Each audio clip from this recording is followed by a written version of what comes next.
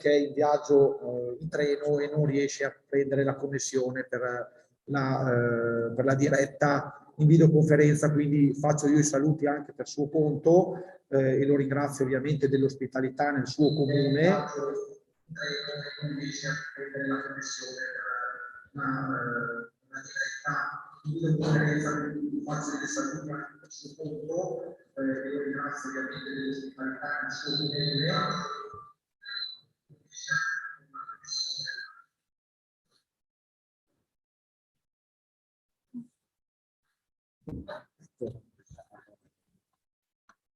Ci siamo? Ok, perfetto.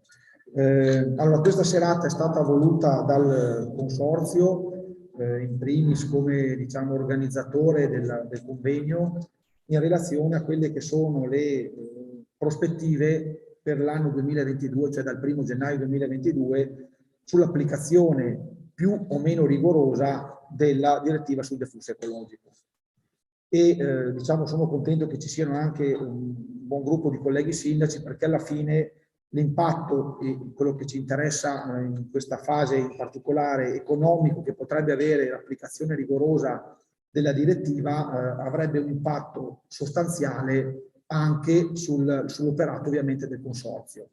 Il consorzio, come sappiamo, è un ente che raggruppa 60 comuni della provincia di Belluno e opera per lo sviluppo e la tutela e la salvaguardia del territorio.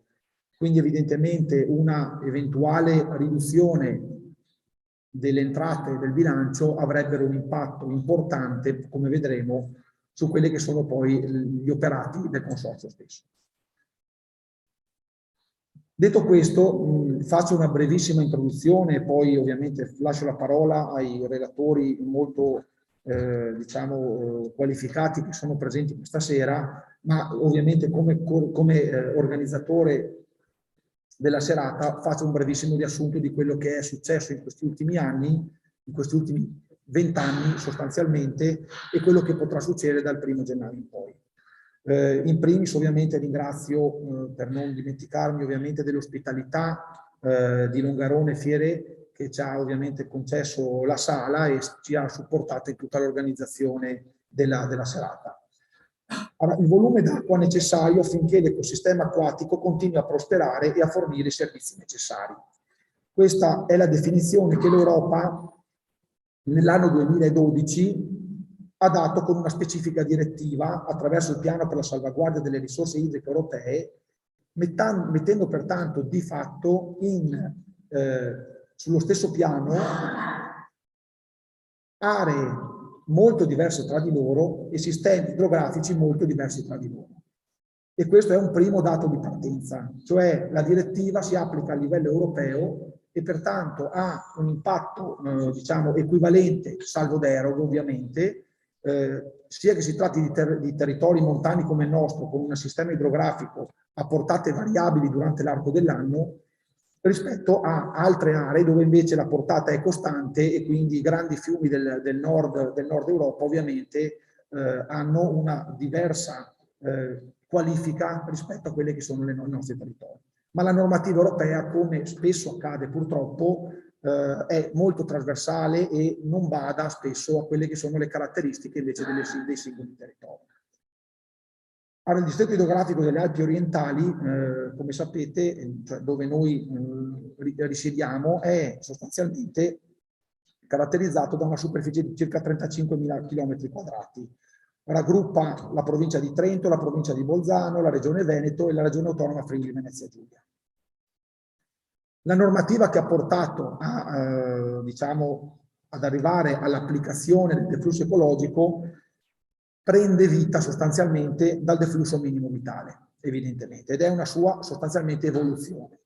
Il deflusso minimo vitale, anche se non era definito così, è stato introdotto nel 1989 dalla legge 183 dell'89 appunto, poi ripreso dalla legge Galli e poi ovviamente con il Ministero dell'Ambiente con decreto del 28 luglio 2004 e successivamente col decreto legislativo 152. Quindi già la normativa italiana mette dei paletti molto stringenti su quelle che sono le possibili quantità di acqua da poter prelevare nel rispetto ovviamente dell'ambiente. L'Europa invece nel 2000, con una direttiva, la direttiva 2060, ha introdotto un approccio innovativo nella legislazione europea, sia dal punto di vista ambientale quanto amministrativo e gestionale. La direttiva si basa ovviamente su una verifica qualitativa e quantitativa nel tentativo di migliorare lo stato delle acque e assicurare un utilizzo sostenibile basato sulla protezione a lungo termine delle risorse idriche. Nel 2012 ha introdotto con una ulteriore direttiva la definizione esatta di deflusso ecologico. Successivamente il Ministero dell'Ambiente nel 2017, attraverso alcune normative, ha dato impulso in Italia all'applicazione del deflusso ecologico e ha delegato i distretti a inquadrare il problema all'interno dei singoli territori. Il nostro distretto nel 2017, scusate, ha emanato la direttiva dei flussi ecologici ed è quella di cui parliamo, e da lì parte una prima fase di sperimentazione per poi arrivare all'applicazione rigorosa, dal 2022. Allora la domanda che chiaramente i comuni della provincia di Belluno fanno è: cosa succederà da qui in avanti dal punto di vista ambientale, ovviamente, e dal punto di vista economico?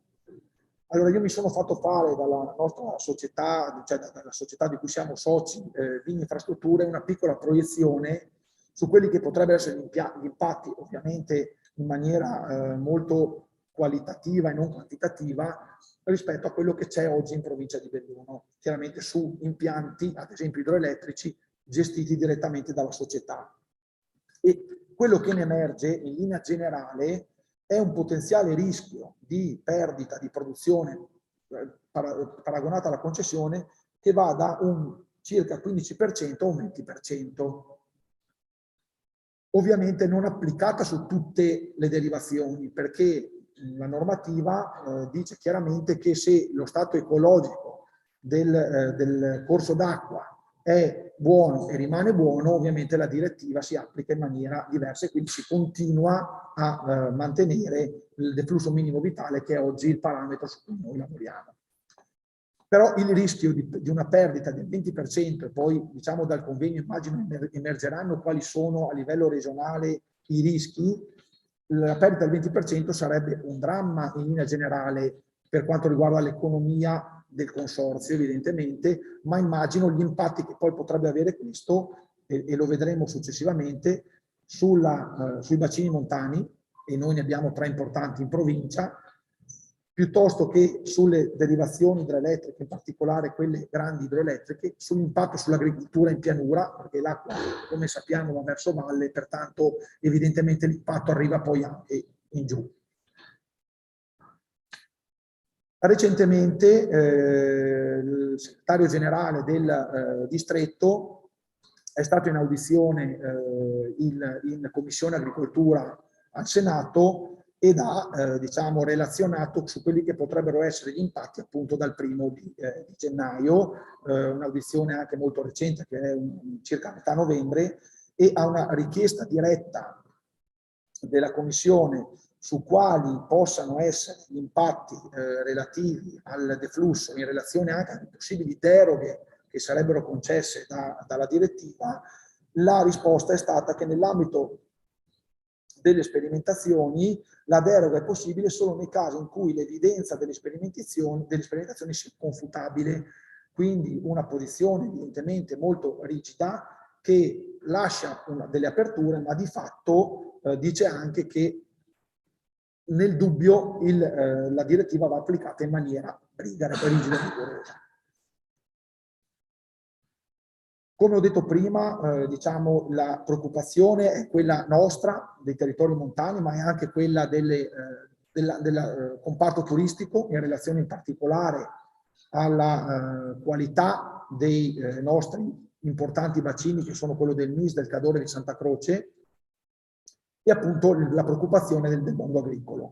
Il presidente Zaia anche recentemente ha dichiarato che la direttiva ha un'applicazione tutta europea che spesso progetta senza conoscere i territori, e questo evidentemente quello da cui sono partito inizialmente forse è il vero tema della questione, no? Che la normativa europea spesso non tiene conto di quelle che sono invece le peculiarità dei singoli territori. Sappiamo che dal 2022 al 2025 ci sarà comunque una collaborazione tra la regione, l'autorità ed altri soggetti per ulteriori sperimentazioni e verifiche in questo quadriennio, però di fatto quello che interessa oggi è capire dal 1° gennaio cosa succede. E in più capire anche se dal punto di vista ambientale l'applicazione rigorosa della normativa sia effettivamente un vantaggio sicuro e ineludibile, oppure se sia effettivamente solo una bandierina da piantare da qualche parte. Insomma. Quindi questo credo siano i temi fondamentali che alla provincia di Belluno interessano. Poi lascio aperto ovviamente a una discussione successiva che cosa possiamo fare noi, cioè i comuni della provincia, le associazioni di categorie interessate, tutti gli enti comunque territoriali interessati, che cosa possono fare eventualmente per far capire che l'eventuale applicazione rigorosa della normativa potrebbe creare più danno che non beneficio anche ambientale eventualmente, perché evidentemente se chi beneficia, ad esempio come il consorzio dei sovracanoni, potrà fare molti meno interventi di sviluppo di manutenzione del territorio rispetto a quelli che fa adesso, perché ovviamente se il bilancio del consorzio dovesse calare drasticamente o comunque calare in modo significativo, alcuni interventi non potrebbero essere fatti. Io chiudo, spero di aver fatto un panorama completo di quella che è la discussione, diciamo, che può essere la discussione della serata. Lascio la parola ai relatori successivi, auguro una buona serata e poi ci sarà modo a fine riunione di eventualmente aprire una discussione per capire quali sono anche le posizioni vostre. Insomma, ecco. Grazie.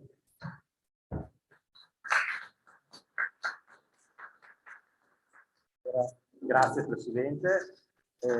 Adesso la serata prosegue con alcuni interventi appunto che sono più di livello politico e poi proseguirà infine con alcuni interventi più tecnici che spiegheranno effettivamente di cosa stiamo parlando anche a livello tecnico, sia sugli impatti sia per quanto riguarda le modalità di applicazione della norma. Lascio ora la parola al padrone di casa, Gianangelo Bellatti, Presidente di Longarone Fiere, che tra l'altro appunto dice vogliamo impegnarci sul tema ambientale e quindi ci interessa appunto questo argomento che viene trattato. Ma infatti il Presidente del team ha ringraziato per l'ospitalità che diamo appunto in Longarone Fiere, però io per primo l'avevo già ringraziato perché fare un convegno sull'ambiente per noi è importantissimo. Ci sente abbastanza? Forse avvicinati, no? Bianco? Così spento? Spento. Sì, Boh, allora adesso è meglio.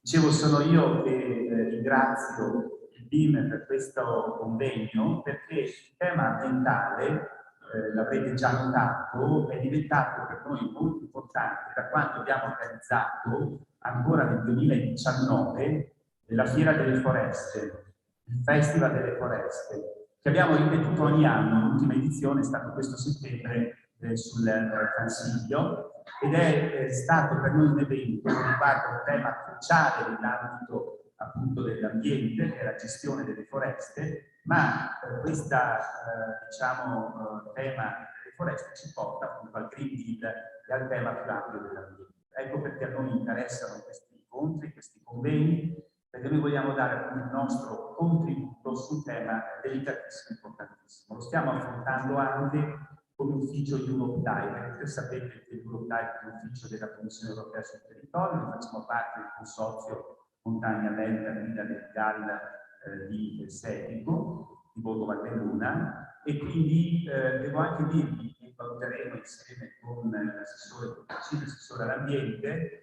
Abbiamo avuto la proposta da parte di alcuni funzionari europei del settore ambiente di invitare al prossimo evento Fiera Foresta il commissario europeo all'ambiente, che credo sarebbe una cosa molto importante anche per tutta la nostra regione, perché concorreremo con l'assessore Boccacini in caso che sia presente modalità, modi per l'invito. Quindi da parte nostra anche con la fiera di costruire, vedete, ricostruire, quindi noi puntiamo sempre, sapete che appunto è una fiera importante anche per il risparmio energetico. Ricordo che la fiera delle foreste sarà il fine settimana del 9 settembre, dobbiamo ancora decidere dove lo faremo, forse l'anno prossimo lo faremo proprio qui a Longarone, non lo localizzeremo come detto, ma lo valuteremo nelle prossime settimane.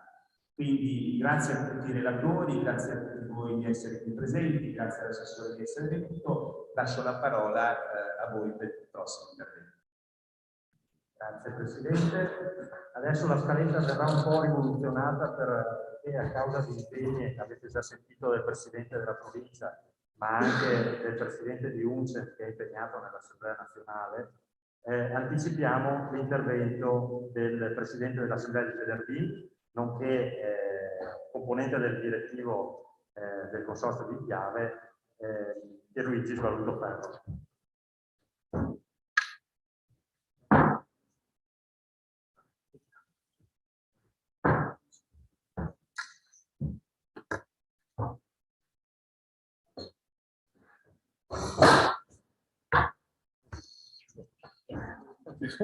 Ha tentato.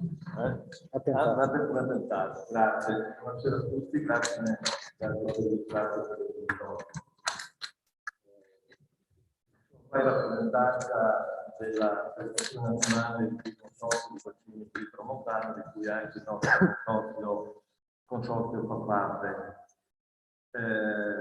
Come Marco ha sottolineato, il Presidente Marco ha sottolineato, sicuramente quello che sta venendo avanti andrà a impattare fortemente anche per quanto riguarda alcuni aspetti di carattere generale. Colgo l'occasione per ricordare ai presenti che i consorzi di bacino imbrifero montano sono enti pubblici composti da tutti i comuni d'Italia. Troviamo consorzi in tutte le regioni d'Italia, spesso magari della Sicilia, della Basilicata, si reggono su quella che è una prestazione patrimoniale, il cosiddetto sovracanone, che rappresenta un unicum a livello nazionale, perché lo possiamo considerare il primo pagamento ecosistemico. Quindi guardiamo con molta attenzione a quello che sta venendo avanti. Per collegare il mio intervento all'interno di questa assemblea, mi sono andato a rivedere che cosa la Commissione ha risposto a qualche europarlamentare e ho trovato che nel febbraio del 2018 a una nostra europarlamentare veneta, la Mara Pindotto, la Commissione europea ha risposto sottolineando due punti in particolare. Diceva che agli Stati membri spetta attuare a livello nazionale le raccomandazioni esistenti sul flusso ecologico, ma queste devono garantire che i fiumi raggiungano sì un buono stato ecologico, ma devono essere applicate anche gestioni compatibili con le attività economiche. Ed inoltre, sempre la Commissione risponde che spetta alle autorità di bacino competenti stabilire quelle metodologie e quei parametri che devono essere in linea con le tipologie di fiumi e con le specificità dei bacini. Allora io non metto questa fase qua perché ci sono degli illustri relatori questa sera che sicuramente riusciranno a mettere a fuoco quello che è il bacino del fiume Piave e quella che è la tipologia di questo fiume. Mi soffermo invece sui primi due aspetti che vi ho detto. E riteniamo noi anche a livello nazionale che si esce da questo perimetro, il perimetro segnato dalla Commissione, ormai dalle indicazioni che ha dato la Commissione europea, e si attua un'applicazione rigorosa e stringente per la direttiva quadro. La stessa non potrà che portare più problemi in questa comunità. Tra le altre cose, questo è una considerazione mia. Secondo me c'è un approccio metodologico sbagliato per affrontare la questione, in quanto si continua a ritenere come componenti prioritari del bioma montano i singoli ecosistemi, quello acquatico, sia esso acquale o fluviale, mentre non si tiene in debita considerazione quello che ormai gli ecologi considerano come elemento di partenza, che è quello che è considerato come lo spazio rurale, cioè tutto quel complesso insieme di infrastrutture e sistemi che sono antropizzati o possono essere antropizzabili, che sono corredo al tropico funzionale a diverse attività, soprattutto a quella economica, come chiamava una commissione. Che dovrebbero, a mio modo di vedere, diventare il punto centrale nell'applicazione della direttiva 2060. Se i valori del flusso ecologico sono quelli di cui si sente parlare, 2 o 3 volte maggiori o più del flusso minimo vitale, voi poi come parte tecnica, la portata che dovrà rimanere nel fiume aumenterà progressivamente e progressivamente non potranno più diminuire i prelievi artificiali per altri usi come quello idrico o idroelettrico, o più in generale quelli che soddisfano il fabbisogno dei territori circostanti al fiume. E questa è un'altra preoccupazione soprattutto per noi piumenesi, visto che siamo circondati da bacini idroelettrici.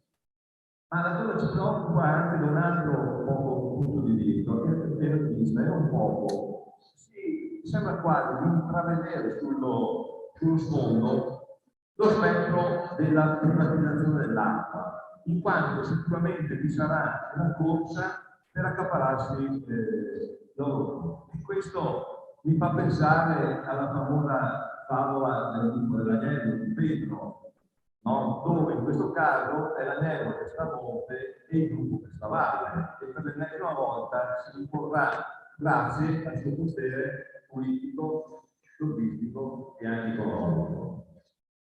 È evidente al consenso di tutti che fino ad oggi in tema di acqua è stata la montagna a fare qualcosa a beneficio della pianura e che è stata quest'ultima a trarre i maggiori vantaggi per l'impiego di questo bene.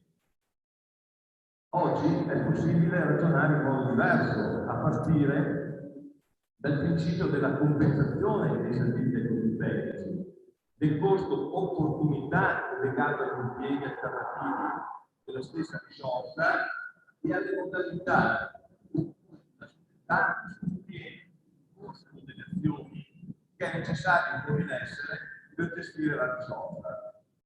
Su questa base è possibile immaginare di costruire un nuovo tipo di patto tra le aree montane rurali, se vogliamo considerare quello che dicevo prima, e le aree urbane, in virtù del quale la spartizione dei benefici e dei costi potrebbe basarsi su criteri diversi dal passato, azzerando così i conflitti oggi in essere. Voi sapete meglio di me che i conflitti ci sono stati e continuano ad essere.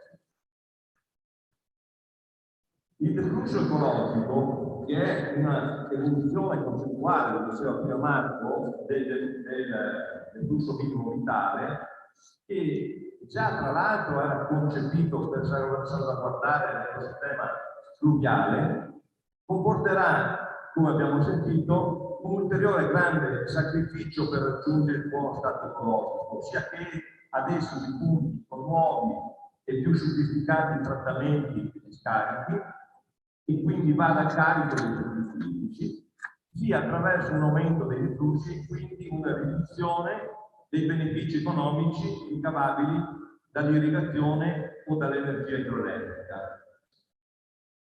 L'imposizione da parte dell'autorità superiore di determinare vincoli e attività finora praticate in modo libero, quindi può impattare negativamente sull'economia locale. Le decisioni dovrebbero venire in modo partecipato, avendo come riferimento territoriale principale il bacino idrografico a motivo del fatto che è in questa dimensione territoriale che normalmente si verificano le principali esternalità ed opportunità di condivisione della risorsa. Qua ci viene comunque in aiuto la direttiva 2060, perché la direttiva 2060 stabilisce un principio importante.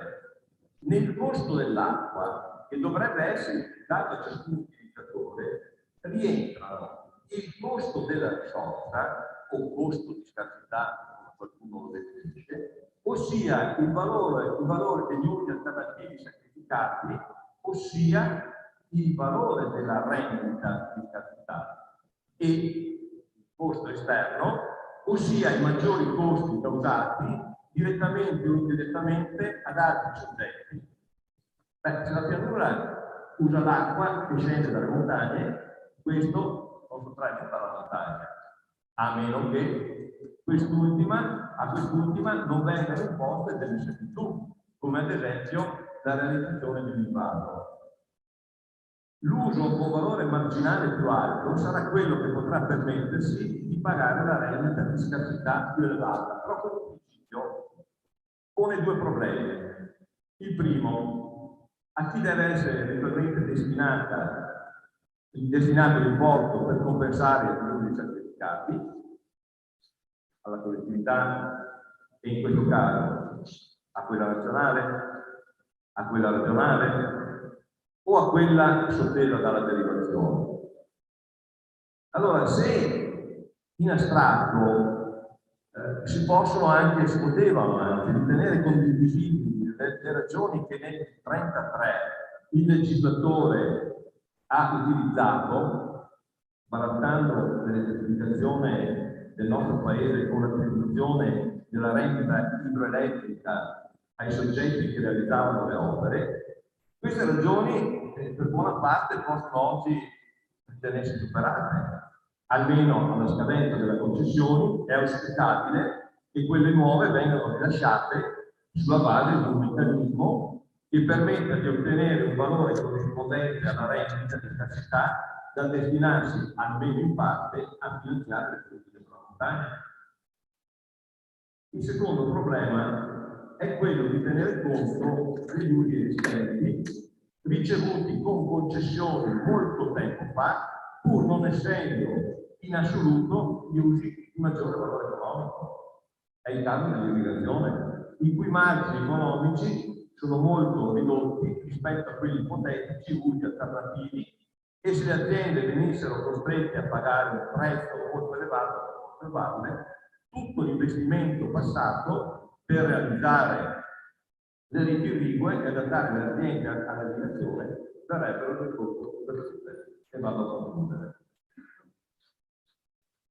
Fino ad oggi, costi e benefici derivanti dall'utilizzo delle acque sono stati allocati addossando alla collettività generale l'onere economico di realizzare opere di interventi, attribuendo al titolare della concessione il beneficio, spesso evitando di fargli pagare non solo le rendite di scarsità, ma neppure i costi finanziari per la fornitura dei servizi, e lasciando sostanzialmente non compensati i terzi su cui ricadessero eventuali esternalità negative.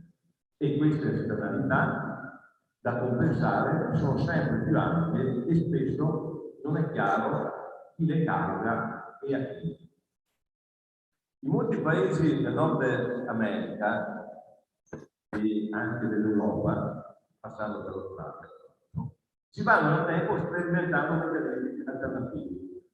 In primo luogo viene portata avanti l'idea della compensazione dei servizi ecosistemici. Non è possibile limitarsi a togliere l'acqua ad alcuni e a dire no, mi dispiace ad altri. È possibile invece pensare in una logica di condivisione e socializzazione del beneficio del costo che non deve passare per forza attraverso la fiscalità generale, ma deve basarsi su meccanismi di accordo diretto oppure su istituzioni specificamente dedicate alla gestione integrata della risorsa idrica alimentata da strumenti quali appunto la compensazione dei servizi ecosistemici. In secondo luogo, come è avvenuto ad esempio, o come avviene anche nell'urbanistica, con strumenti di perequazione. La principale fonte di finanziamento delle politiche per la montagna potrebbe essere non tanto il bilancio pubblico federale, quanto la rendita di scarsità.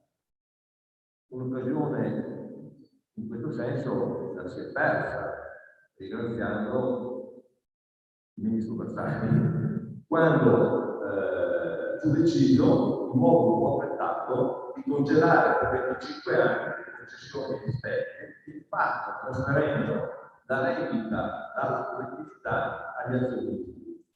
In attesa che le concessioni scadano e possano essere affidate con strumenti atti a catturare almeno una parte della rendita a beneficio della collettività, si potrebbe però pensare a un'erosione meno limitata di questa rendita attraverso una fiscalità propria per attuare misure, azioni per raggiungere il risultato economico. Un simile meccanismo potrebbe essere concepito anche, ad esempio, nel caso della difesa del suolo, e dove potrebbe essere previsto che i costi di manutenzione del territorio vengano in parte abbassati a valle proprio per il. In questo luogo è fondamentale che simili politiche maturino nell'ambito della pianificazione partecipata, in seno alla quale possono emergere accordi tra i diversi portatori di interesse, finalizzati anche alla creazione di canali originali di perequazione e distribuzione, e su questo la legislazione italiana oggi offre gli strumenti, quali ad esempio i contratti di fiume. In tutto, il flusso ecologico completo dovrebbe essere negoziato, a nostro modo di vedere, all'interno di essi. Grazie.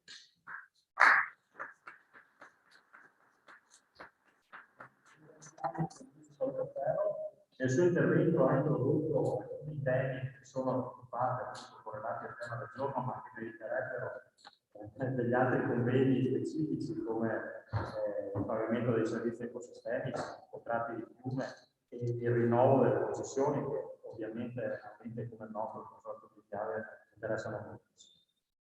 Arriviamo ora all'intervento principale che abbiamo detto politici, cioè quello dell'assessore regionale all'ambiente Giampaolo Bottaccini, che potrà illustrarsi appunto la posizione della regione su questo tema fondamentale e che ha in questi anni appunto verificato con l'autorità di distretto le modalità di applicazione e speriamo anche delle modalità che siano utili per il territorio. Assessore.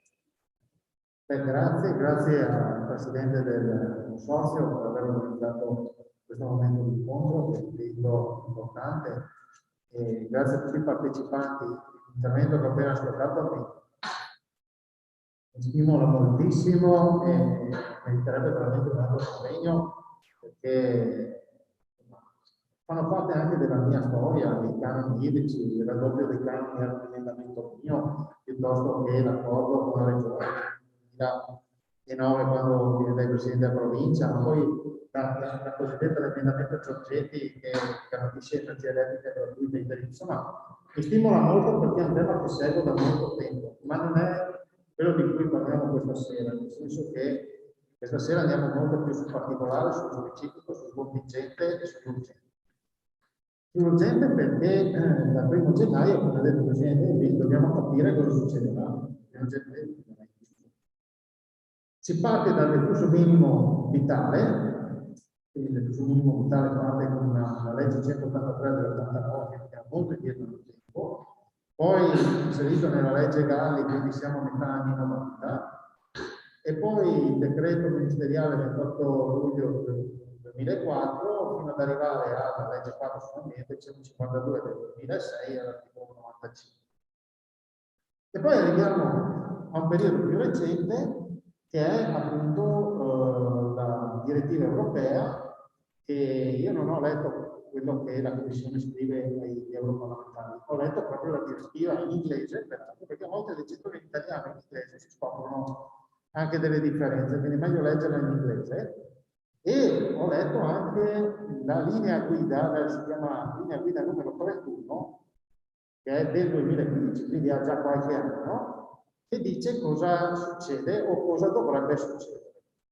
Allora, intanto partiamo dal presupposto, e l'ha detto il presidente del team, che noi qui in Veneto, a parte Po, abbiamo solo correnti nel senso che sono corsi d'acqua che hanno un regime correntizio, che passano da una portata a una portata di 2 ordini di grandezza superiori in pochissimo tempo, quindi non c'è costanza di portata, per cui hanno questa particolarità. Questo è un dato oggettivo, fisico, tecnico. Ora, nel momento in cui viene fatta la direttiva e declinata a livello territoriale dal distretto Alpi Orientali di cui facciamo parte, noi troviamo che in queste linee guida ci sono scritti due aspetti importanti, 3 per la linea. Il concetto di gradualità e di incrementalità. In modo specifico, le parole esatte sono gli Stati membri d'Italia prevedono una graduale e incrementale considerazione delle raccomandazioni. Il concetto di gradualità e incrementalità.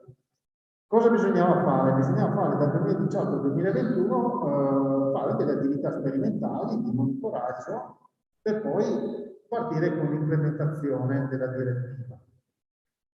Queste attività sono fondamentali, perché poiché nei corsi d'acqua a regime torrentizio l'acqua o è sempre troppo poca o è sempre troppa, nel senso che quando ci sono eventi meteo rilevanti bisogna fermarla, soprattutto in Veneto dove abbiamo parecchi corsi d'acqua pensili e per cui il rischio alluvione per la parte diciamo, della pianura è rilevante, è necessario trattenere i colmi di piena a monte quando è troppa, mentre quando è troppo poca è ovvio che va usata con parsimonia e va gestita nel miglior modo possibile con il miglior equilibrio possibile.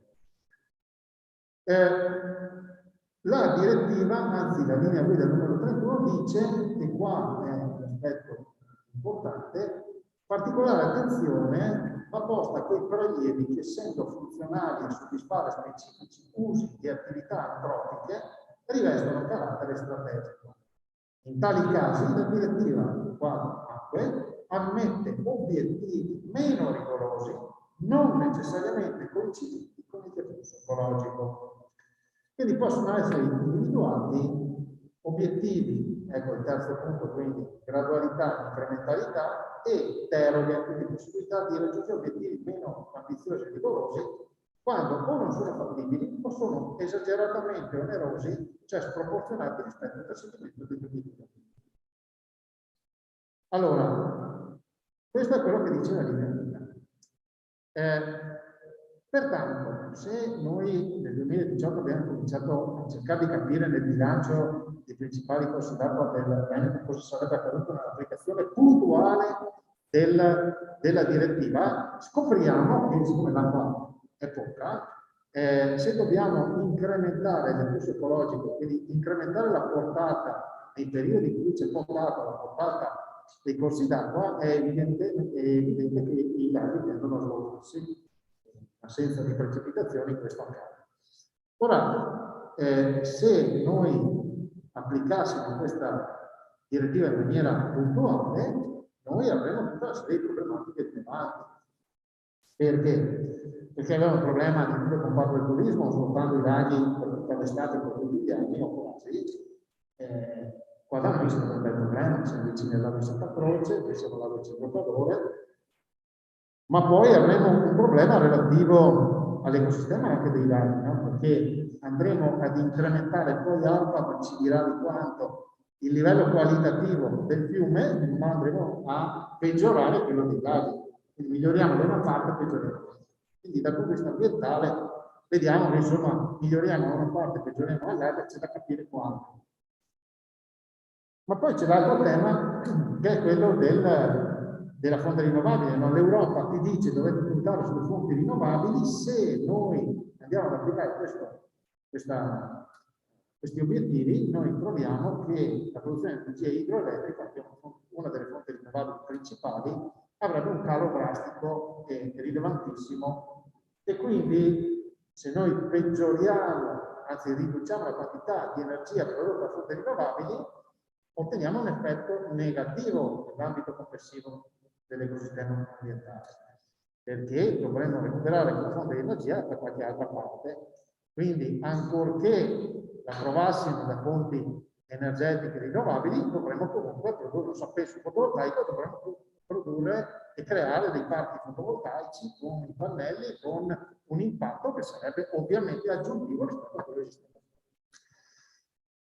Per cui abbiamo cominciato a vedere che insomma ci sono delle criticità, delle problematiche, penso alla protezione civile. Se i laghi sono vuoti, il Canadair non riescono a caricare l'acqua e dovrebbero andare fino al mare a prelevare l'acqua. Immaginate quanto ci mettono ad andare a prelevare. E tutta una serie di altre problematiche che potrebbero originarsi. Allora uno dice, vabbè, allora se avete individuato che c'è questo rischio, i laghi sempre vuoti, l'ecosistema lacustre che salta, il problema del turismo, tutte queste questioni qua, allora non applicatelo. La direttiva dice che si può anche non applicarlo o si possono avere degli obiettivi meno rigorosi. È vero, però la direttiva dice anche per ammettere obiettivi meno rigorosi devi dimostrarvi, no? Devi dimostrarvi che questi obiettivi non sono fattibili o sono esageratamente onerosi e sproporzionati rispetto al perseguimento degli obiettivi ambientali.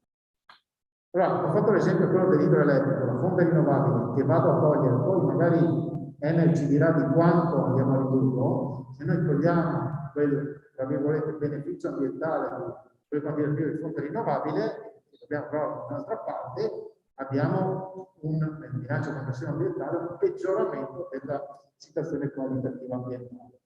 Idem per quanto riguarda l'aspetto ambientale del lago, ma avremo un miglioramento probabilmente insomma, del livello qualitativo del corso d'acqua. Ora, noi abbiamo ovviamente seguito quello che c'era indicato, noi come regione, e abbiamo dato un compito ad ARPA del nostro codice operativo di fare delle sperimentazioni per dimostrare, date una mano e sperimentazioni effettuate in questi anni, che effettivamente gli obiettivi erano troppo onerosi o non raggiungibili. Questo per poter chiedere all'autorità di bacino, che è il soggetto che sovrintende all'applicazione della direttiva, chiedere delle deleghe. Questo è quello che noi abbiamo fatto in questi anni. Perché, come dicevo prima, stiamo parlando di una direttiva che ha parecchi anni, che già quando ero presidente della provincia di 10 anni fa mi aveva allarmato, e poi dopo quando sono arrivato in regione abbiamo continuato a seguire e abbiamo cercato di approfondire. Ovviamente ci sono ripercussioni, l'abbiamo detto il Presidente del BIM, anche sulla tematica, ecco qua, sì, dei canoni e sovracanoni che vengono incassati dai enti pubblici, che poi hanno una ricaduta anche su questi territori, perché sia l'ente provincia che il consorzio BIM incassano i canoni e i sovracanoni che poi riversano su questi territori.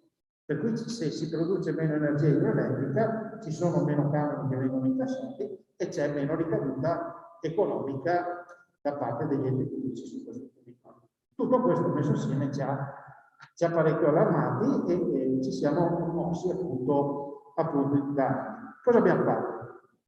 Abbiamo fatto la nostra sperimentazione, abbiamo fatto i compiti per casa, abbiamo, come dire, scoperto che anche altri soggetti, lo sapevamo, che altri soggetti stavano facendo anche loro le loro sperimentazioni, le loro verifiche, le loro simulazioni. Penso al consorzio di bonifica, penso ad Enel, penso insomma, ad altri soggetti.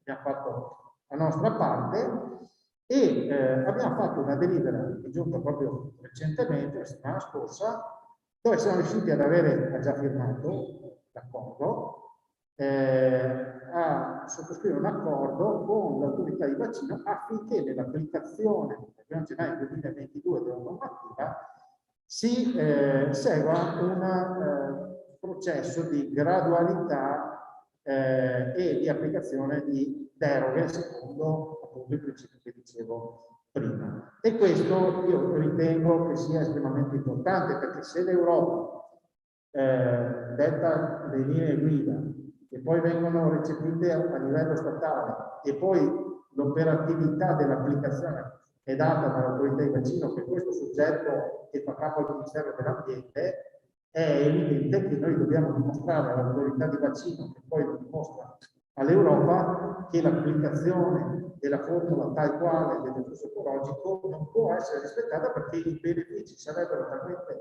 bassi rispetto ai danni che si creerebbero, anche semplicemente rimanendo nell'ambito ambientale, che probabilmente non ha un gran senso l'applicazione nei nostri corsi d'acqua di questa formula. E questo consentirebbe ovviamente di non avere i laghi sempre vuoti, di non avere le problematiche sul turismo, di non avere tutto quello che ho sottoscritto e si è evidenziato prima. Qual è l'impegno che si assume con questo protocollo che ha firmato l'autorità di bacino? Che si assume l'autorità di bacino? È quello di recepire tutti gli elementi che i vari soggetti forniscono all'autorità di bacino, appunto per dimostrare che l'applicazione genera dei benefici limitati rispetto ai costi o alla sostenibilità economica o anche ambientale, come dicevo prima, ma soprattutto è quello che l'autorità di bacino deve aggiornare il bilancio di critico dei principali consigliati. Perché è innegabile, e ce lo dobbiamo dire, che insomma, in questo ambito bisogna mettere un po' di ordine, perché se è pur vero che in termini qualitativi l'acqua o è troppa o è troppo poca, in termini quantitativi, quando andiamo a vedere i veri bilanci, scopriamo delle cose che andrebbero aggiustate anche in prospettiva rispetto a quelle che saranno le nuove concessioni che dovranno essere che verranno messe in gioco per qualche anno, perché se non si ha il dato di partenza iniziale o il dato di partenza non è corretto, è evidente che tutto quello che viene dopo è viziato e non può dare il giusto risultato. Per cui io credo che su questa partita dal 1° gennaio 2022 l'immediatezza non cambierà, cioè non è che il 1° gennaio si porta tutti i dati, perché abbiamo fatto questo accordo, questa firma, questo protocollo, ma dall'altra parte dovrà esserci l'impegno da parte di tutti a continuare ad alimentare questa, come dire, sperimentazione atta a dimostrare che i benefici sono nella bilancia tra costi e benefici sono troppo poco rilevanti rispetto a quelli che sono i costi che devono essere sostenuti anche in termini ambientali.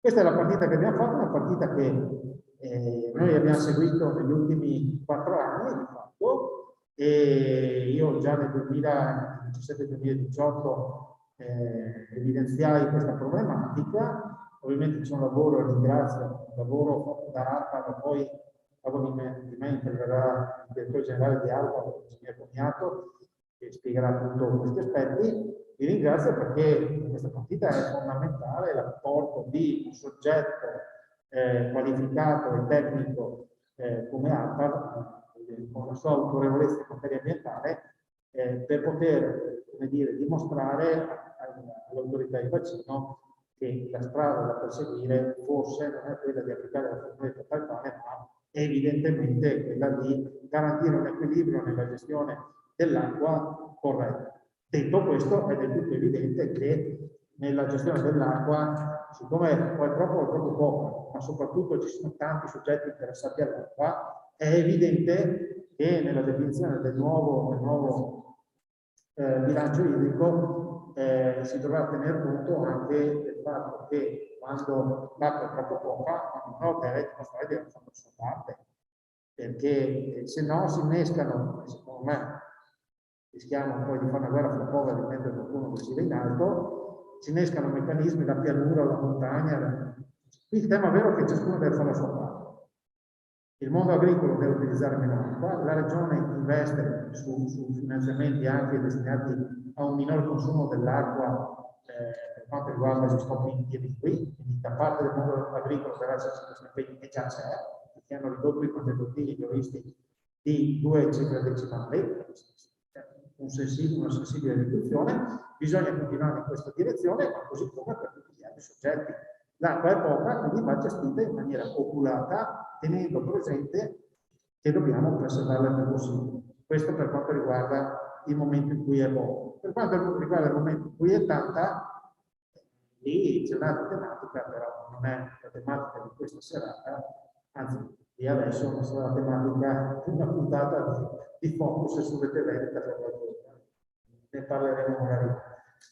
Io non ho altro da aggiungere, ovviamente se ci sono domande sono a totale disposizione, direi che insomma, possiamo essere moderatamente soddisfatti in questa fase per aver sottoscritto questo accordo e mi lascia presentire un'applicazione almeno graduale, ma vediamo insomma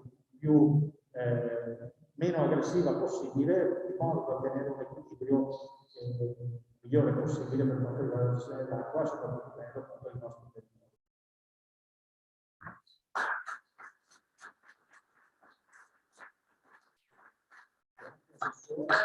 Il Sole ci ha illustrato molto bene, evidentemente, l'azione importante che sta compiendo la Regione, quindi di un'equilibrata applicazione della nuova normativa. Adesso cominciamo con gli interventi più tecnici e quindi lascio la parola al direttore generale di ARPA, Loris Comiato, che appunto, come già anticipato dall'assessore, parlerà dell'azione che hanno svolto per la sperimentazione.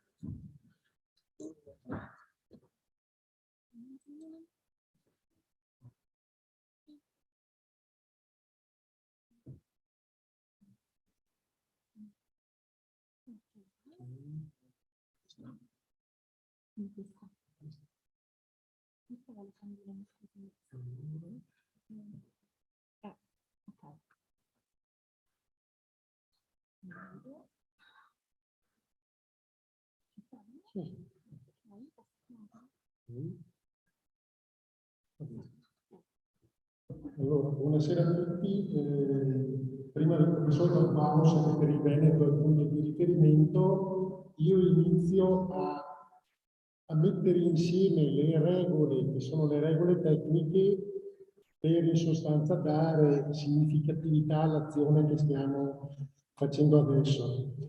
Allora, è evidente che quando abbiamo parlato di deflusso minimo vitale parlavamo di una portata istantanea, quindi di una fotografia, e quindi era facile abbastanza dare un'idea con una fotografia in un tratto omogeneo di un corso d'acqua che deve garantire comunque un livello di salvaguardia delle caratteristiche chimico-fisiche ed ecosistemiche del corso d'acqua. Arrivando al deflusso ecologico introduciamo un concetto importante che è il concetto del regime idrologico, quindi è il raggiungimento degli obiettivi ambientali della direttiva quadro acque definito in un tratto idrologicamente omogeneo, quindi iniziamo ad appesantire in sostanza il tema informativo necessario per dare sostanza all'azione della tutela della risorsa idrica. Allora, vediamo la configurazione dei nostri distretti. Come ha fatto capire l'assessore, escluso il Po, che quindi abbiamo il distretto di Fiume Po, tutto il resto sta nel distretto delle Alpi Orientali e quindi sta significativamente in un insieme di corsi d'acqua che hanno il carattere torrentizio a cui prima si faceva riferimento. Nell'ambito di questa articolazione, quindi vediamo in sostanza che dall'Adige fino all'ultimo fiume del Veneto abbiamo tutto un insieme di corsi d'acqua sia di livello nazionale che di livello regionale e di livello interregionale che qualificano il distretto idrografico delle Alpi Orientali, che è oggetto della discussione di questa sera. Allora io direi di andare anche a definire in sostanza autorità per autorità, quindi partendo dall'autorità del bacino distrettuale, che è un'autorità ministeriale e che quindi aveva anche il compito della revisione dei metodi, quindi anche di accompagnare in sostanza dal deflusso minimo vitale verso il deflusso ecologico, e poi l'istituzione dei tavoli tecnici che erano articolati in gruppi di lavoro distrettuali, e poi tutto ciò che attiene al movimento che la Regione Veneto ha promosso nell'ambito in sostanza delle competenze regionali. Allora, la famigerata formula di cui abbiamo parlato, che cosa in sostanza mette in evidenza?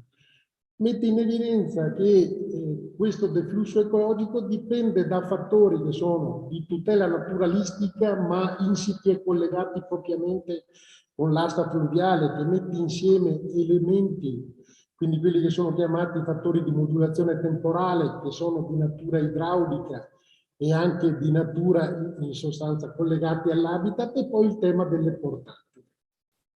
È evidente che all'interno di un'arida formula non riusciamo a descrivere i benefici del territorio.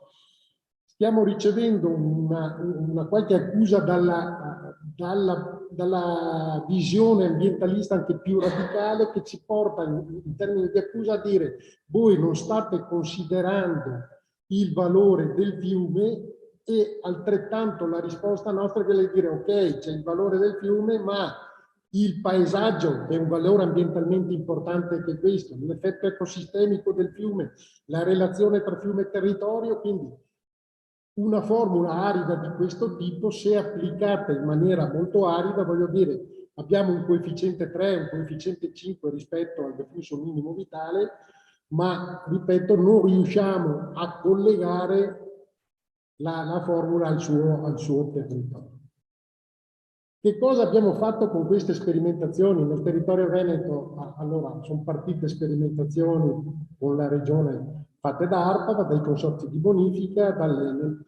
È evidente che la sperimentazione è importante perché può portare a ridefinire le regole dei rilasci di deflusso ecologico e a richiedere le deroghe. Cioè quella modularità di cui l'assessore parlava prima nella sua esposizione è proprio fondata sulla sperimentazione. Perché? Perché la sperimentazione diventa significatività, perché diventa sito specifica di una realtà che viene in sostanza localmente poi determinata. Che cosa abbiamo messo in campo allora noi nell'ambito del Dipartimento regionale per la sicurezza del territorio, che ha sede a Belluno, quindi è una struttura che sta qua, che sta vicino a questo territorio? Abbiamo in sostanza un'unità che si chiama idrologia, che ha due gambe fondamentali. Da una parte abbiamo tutto il tema, che non è oggetto dell'incontro di questa sera, del supporto alla protezione civile e in sostanza al CFD, ma dall'altra abbiamo tutti i temi collegati al monitoraggio idrologico, che sono fondamentali per il ragionamento che stiamo portando avanti. Perché? Perché l'idrologia, tanto per dare nel glossario comune, è la scienza che studia in sostanza le acque superficiali e sotterranee che si trovano sulla Terra, anche su questa Terra, dalla loro formazione, circolazione, distribuzione e le interazioni con l'ambiente, comprese quelle con gli esseri viventi. Quindi non è avulsa dal sistema e dal territorio che insieme. E quindi in estrema sintesi studia i flussi d'acqua che costituiscono il cosiddetto ciclo idrologico. Quando prima abbiamo parlato che nel passaggio dal deflusso minimo vitale al deflusso ecologico l'idrologia assume un'importanza fondamentale, proprio per questo che ARPA, su mandato della Regione, sta investendo in questo tema. Allora, il protocollo d'intesa che è siglato e già tutti gli enti interessati l'hanno sottoscritto, mette nella condizione l'autorità di bacino, che è il capofila insieme con la Regione Veneto di questo accordo, nella condizione di avere gli elementi oggettivi per esprimere la necessaria modularità dell'intervento. Perché? Perché assegna a ciascuno un compito, e il compito che ARPA ha assunto nella sottoscrizione di questo protocollo è quello di fornire il supporto per l'implementazione dell'informazione idrologica, che è prodromica a qualsiasi tipo di sviluppo delle attività di verifica e di sperimentazione del deflusso. Quindi è la conoscenza, come dicevo prima, del ciclo, delle quantità, dell'aspetto temporale e spaziale delle stesse, e rendere disponibili, come l'autorità di bacino, che ripeto è capofila per le finalità di cui abbiamo parlato prima, e quindi della necessità dell'aggiornamento del bilancio idrico, tutti i dati che sono in possesso dell'agenzia, che l'agenzia continua costantemente a produrre sotto il profilo di grandezze meteorologiche, sotto il profilo di grandezze climatiche, idrologiche e idrogeologiche. L'idea è quindi di dire, attraverso questo protocollo, si mette in atto una sperimentazione continua, uno scambio, una verifica di dati che renda possibile quella oggettivazione di quell'approccio modulare di cui l'assessore parlava. Quindi, ripeto, il ruolo di ARPA è quello di braccio tecnico per la Regione, di chi per la Regione Veneto conosce questi sistemi, fa queste azioni di monitoraggio, fornisce e verifica questi dati che sono indispensabili per un percorso oggettivo di qualificazione. ARPA va anche in atto delle sperimentazioni, le ha con l'Università di Trento, e sono sperimentazioni che in pratica costituiscono per noi due casi studio di natura metodologica. Uno è sul fiume Piave a valle della derivazione di Fenere, l'altro è sul Brenta a valle di Bassano. In sostanza l'idea qual era? Era la descrizione di un habitat e il tentativo attraverso la taratura di un modello idraulico tridimensionale, cioè bidimensionale, di mettere insieme habitat e portate in modo tale, attraverso la lettura della portata, verificare l'evoluzione degli habitat. Questo era l'obiettivo principale di queste sperimentazioni. Per darvi solo un esempio di ciò che si parlava prima, cioè di essere in presenza di grande variabilità di portate nel tempo, la costruzione delle curve di portate in sostanza giornaliere e poi la costruzione della che è adimensionale, perché trattasi di portata misurata su portata media, fa vedere la variabilità di cui parlavamo prima, in sostanza per caratterizzare la necessità di un approccio diverso da una sterile formula applicata.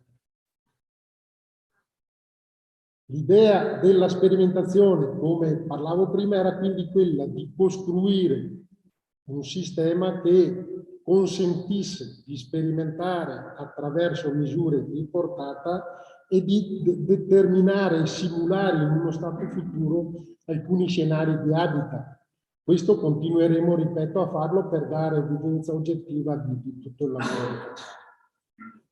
Direi per finire, il tema principale che collega il deflusso ecologico con le derivazioni è l'approccio basato sulla valutazione del rischio e quindi basato su un approccio che permetta di andare a verificare se le derivazioni insistenti sui corpi idrici superficiali e sotterranei, comprese le sorgenti e i laghi di cui si parlava prima, in sostanza consentono di garantire per il corpo idrico un soddisfacente stato.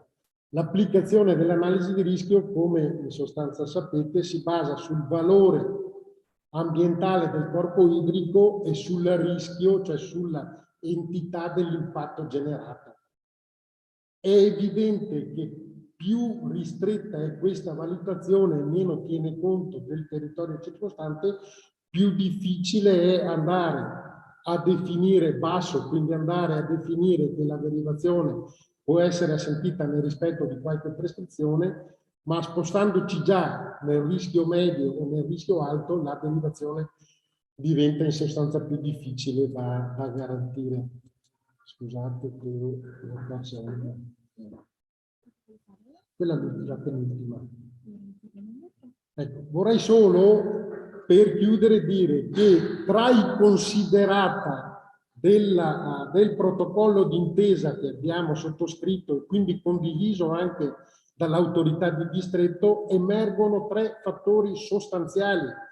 Quindi la direttiva quadro acque afferma che la necessità di garantire la sostenibilità delle misure debba in sostanza avere la soddisfazione del conseguimento contemporaneo di obiettivi di natura ecologica, di obiettivi di natura sociale e di obiettivi di natura economico-finanziaria.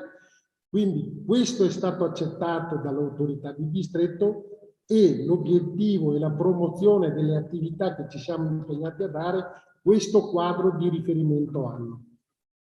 Grazie.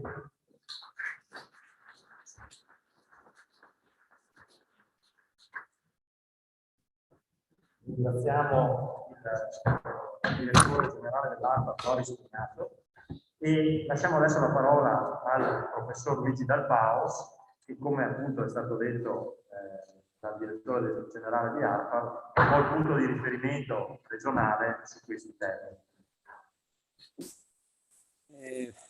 Buonasera, io volevo aiutarmi nella mia esposizione con alcune diapositive. Vediamo se riesco a proiettarle.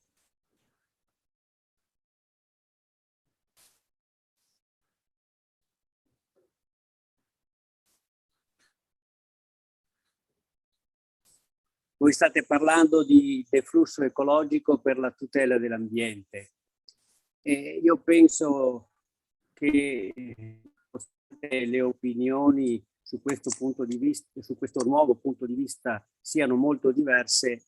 Probabilmente questa è un'occasione che non bisognerebbe perdere e sulla quale bisognerebbe riflettere. Ho sentito anche dagli interventi precedenti l'importanza che viene data agli aspetti economici, forse però anche la sottovalutazione degli aspetti ambientali che dovrebbero essere considerati perché a loro volta hanno un valore economico. Allora, quando noi parliamo di utilizzazione delle acque, se dobbiamo rispettare le direttive europee, dovremmo da una parte fare riferimento a questa direttiva che è ancora dell'anno 2000 e dall'altra soprattutto a questa direttiva sui deflussi ecologici, che mira a sostituire un concetto che è stato introdotto, secondo me un concetto miserrimo, che è quello del deflusso minimo vitale, perché le portate garantite dal deflusso minimo vitali erano probabilmente finalizzate a far sopravvivere le trote, ma non sicuramente a far sopravvivere l'ambiente fluviale.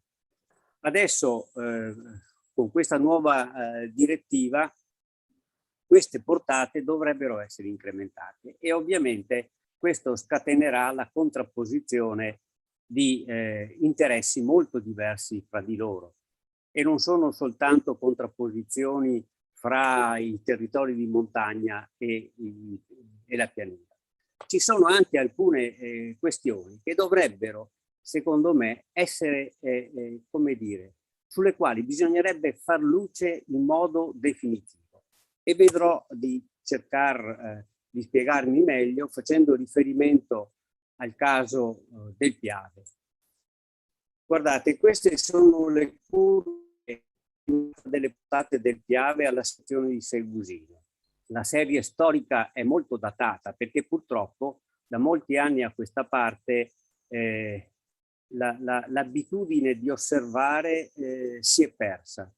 Ho visto prima che l'ARPAV fa delle curve di durata a partire dal 1990. Bene, però 30 anni di osservazione con riferimento a questi problemi sono poca cosa. Allora proviamo a ragionare sulle portate del Piave a Segusino, praticamente all'uscita del bacino montano del fiume.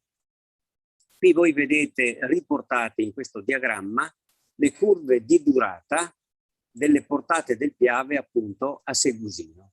Sono curve che permettono di leggere per un certo periodo di tempo qual è la portata che scorre nel fiume, qual è la portata che viene superata in un certo periodo, qual è la portata invece al di sotto della quale si sta in altro periodo. Qui sono riportate tre curve. La curva centrale è quella delle portate medie. Le portate sono riferite appunto alle portate medie.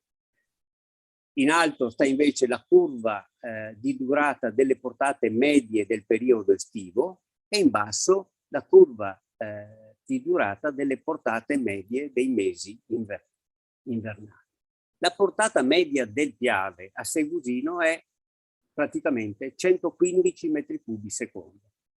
Ma se noi confrontiamo questa portata con le concessioni in atto, vediamo che siamo in una situazione per cui le concessioni date per una buona parte dell'anno mediamente tendono ad essere non soddisfatte. Quindi noi abbiamo dato in concessione più portata di quella che il fiume naturalmente sarebbe in grado di mettere a disposizione. Ovviamente questa è una situazione che viene migliorata grazie all'inserimento nel bacino idrografico del Piave di una serie di serbatoi, perché questi serbatoi sono quelli che integrano le portate durante quei periodi che prima ho evidenziato, nei quali naturalmente la portata non sarebbe disponibile. Ma quello che in me ha sempre destato una certa irritazione è esaminare come si sono andate evolvendo nel tempo le concessioni di portata dal Piave. Vedete qui riportate 3 curve. In funzione del periodo dell'anno noi possiamo leggere qual è la portata che viene concessa al fiume. Allora, fino agli anni 90 la portata complessiva concessa era di 40 metri cubi secondo.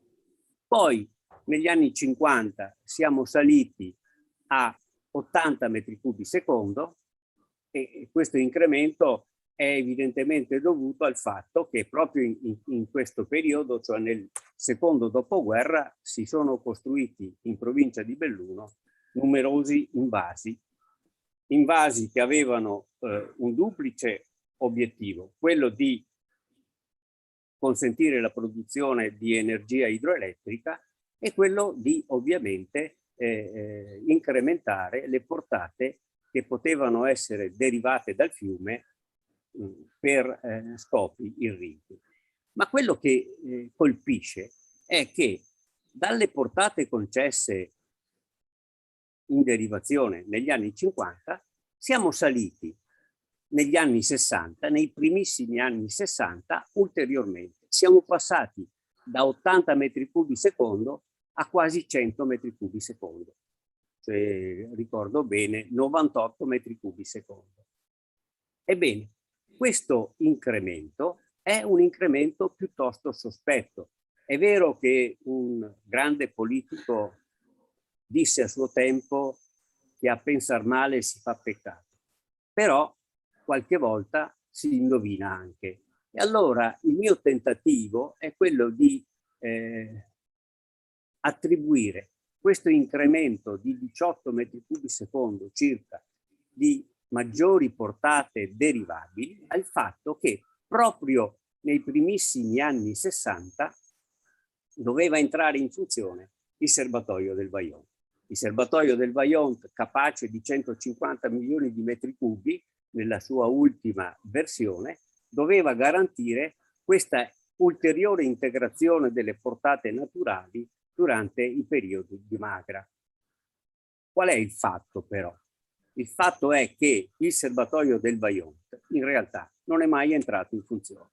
E quindi, siccome qui siamo 60 anni dopo quel disastro, sarebbe stato interessante, se è vera la mia ipotesi, che questa curva che innalza le portate derivabili dal Piave fino a 98 metri cubi secondo fosse ritornata quantomeno agli 80 metri cubi secondo, ma forse anche più in basso, perché nel frattempo i serbatoi più importanti nell'alto bacino del Piave si sono in parte interrati, quindi i volumi disponibili si sono ridotti.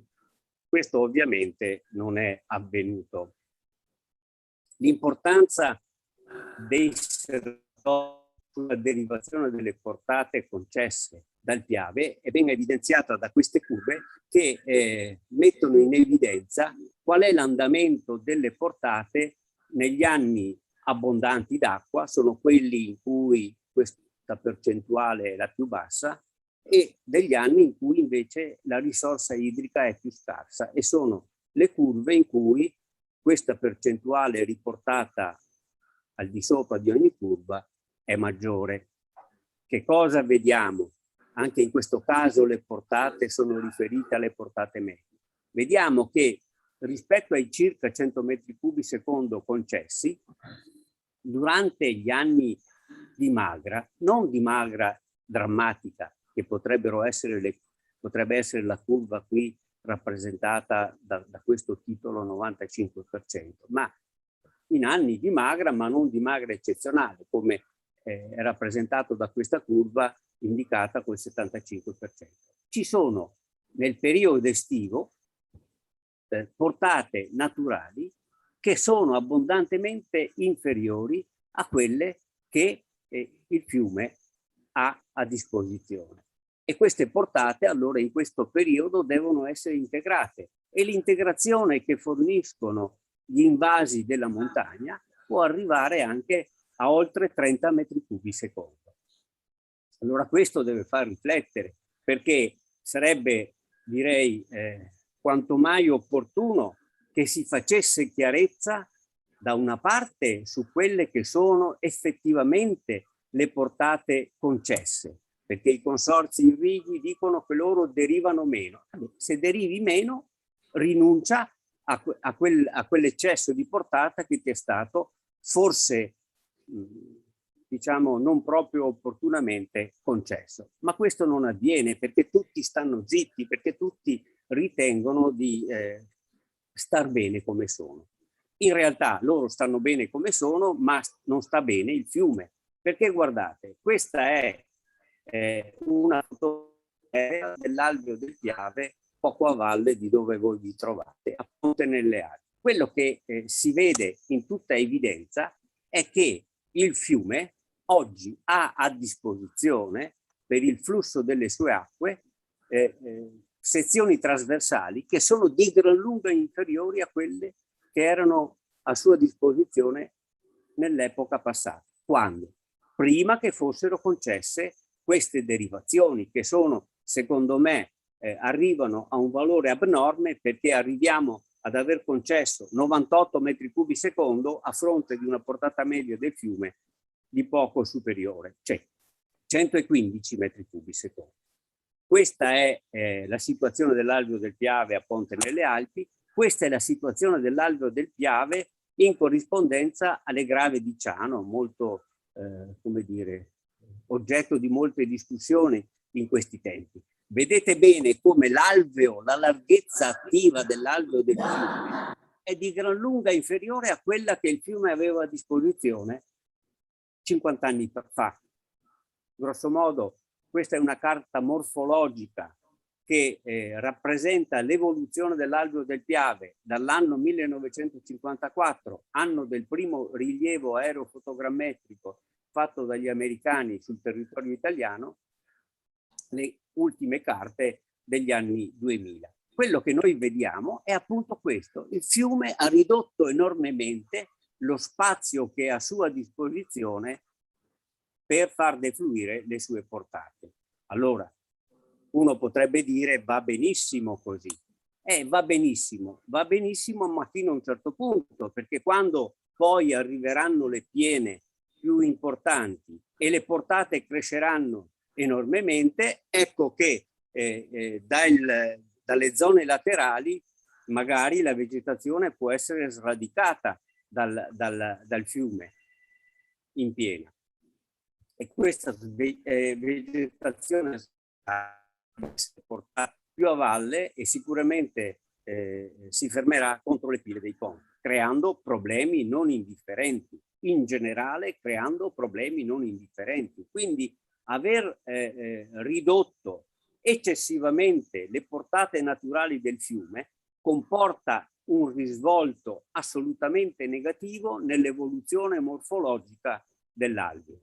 E questa evoluzione in senso negativo della morfologia fluviale si riflette o può riflettersi in danni durante le situazioni di piena. C'è un altro aspetto però sul quale vorrei soffermarmi. Guardate, questo è un tratto di Alveo del Piave a valle, praticamente prima dell'ingresso nel tratto canalizzato. Noi vediamo qui a confronto l'evoluzione delle parti attive dell'alveo del fiume a partire dalle carte dell'IGM del 1910 per arrivare alle ultime carte dell'IGM del 1990. Ciò che si vede è una fortissima modificazione della struttura morfologica del fiume.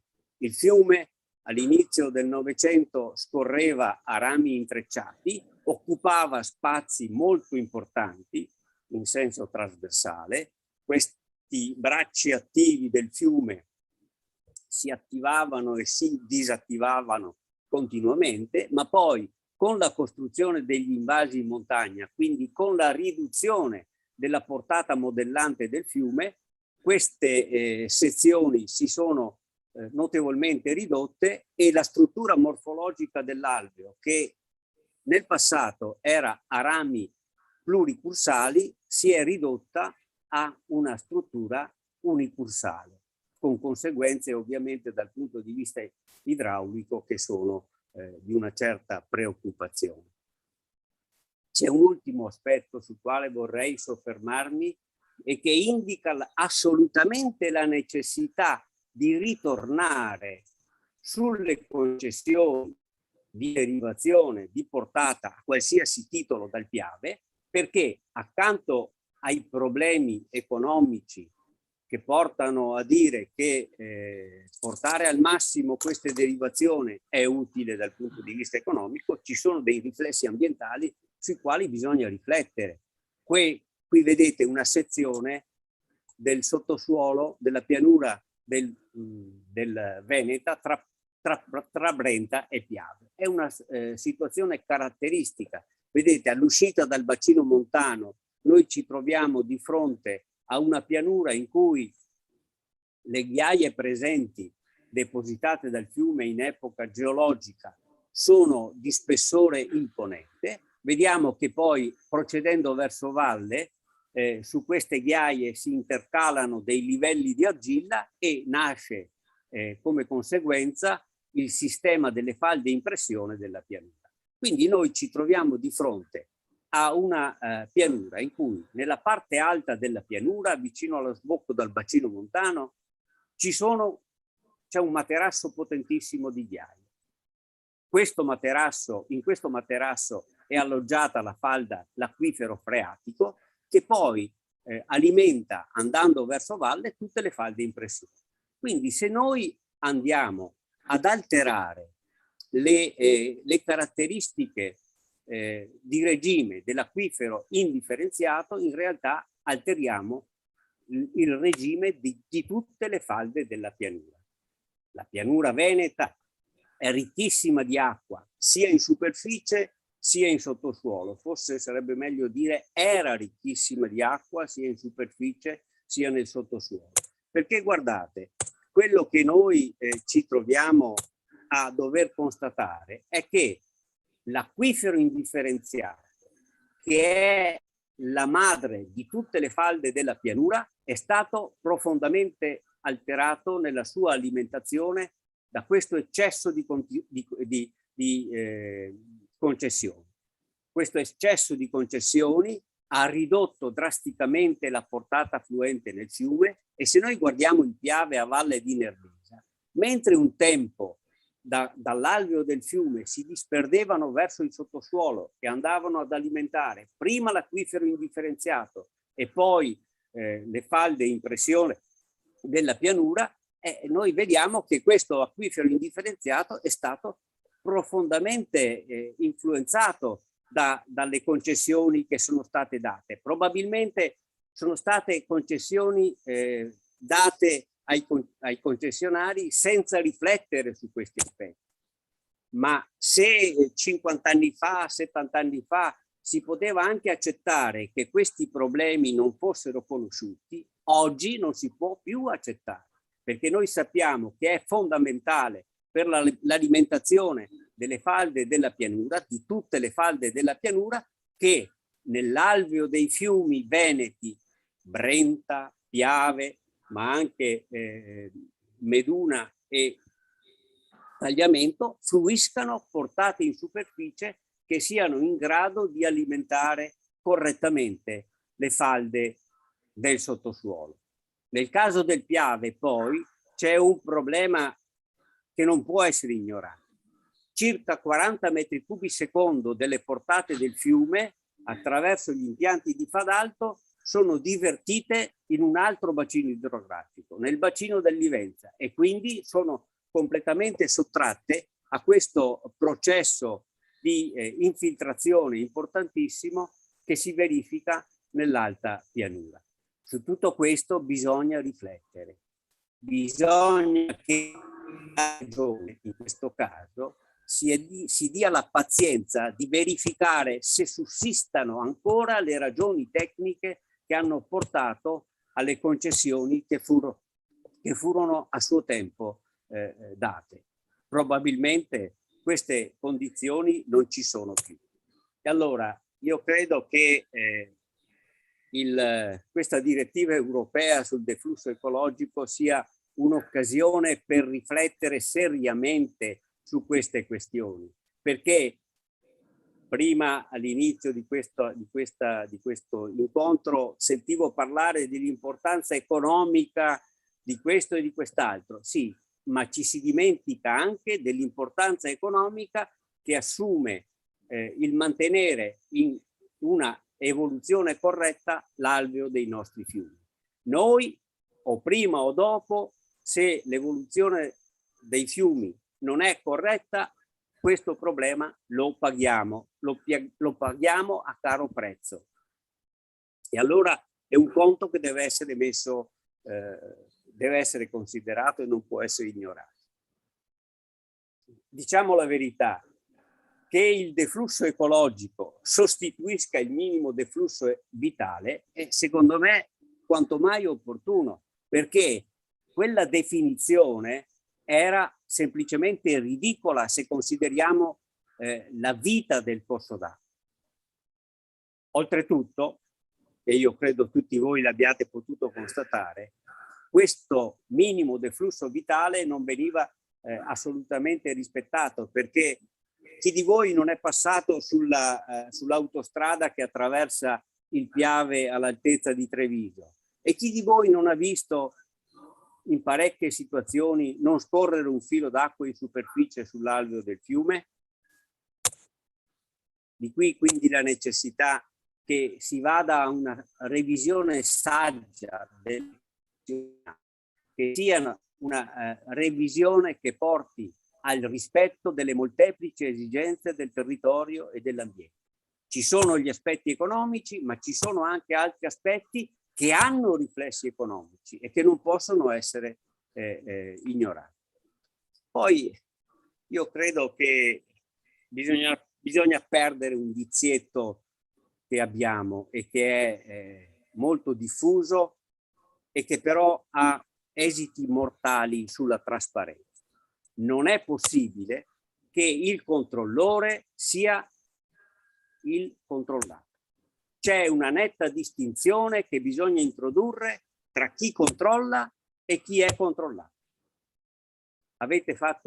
Mi fa piacere che l'ARPAV collabori con l'Enel, con i consorzi di bonifica e così via, ma il bastone del comando, la guida di tutte queste operazioni deve stare in mano al pubblico, non può essere lasciata in mano a uno che ha interesse.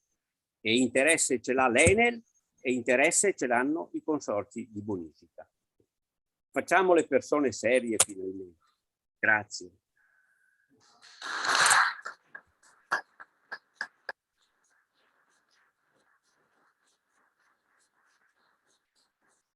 Grazie, sono dal Paus.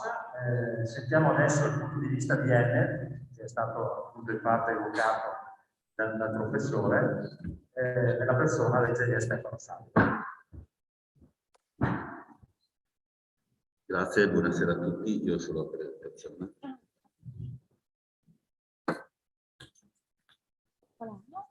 Quella sinistra. Riesco io per questo, vorrei fare una cosa, mi scusi. Vorrei che dica per legge se può chiudere la live. Il professore può togliere la condivisione? No, la webcam. La webcam.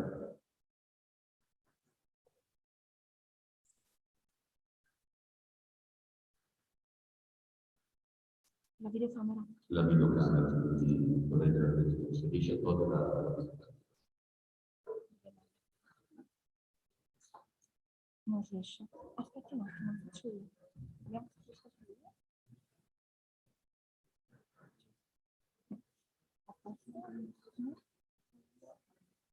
La inquadro su di lei allora. Sì, grazie per il cambio. Poi,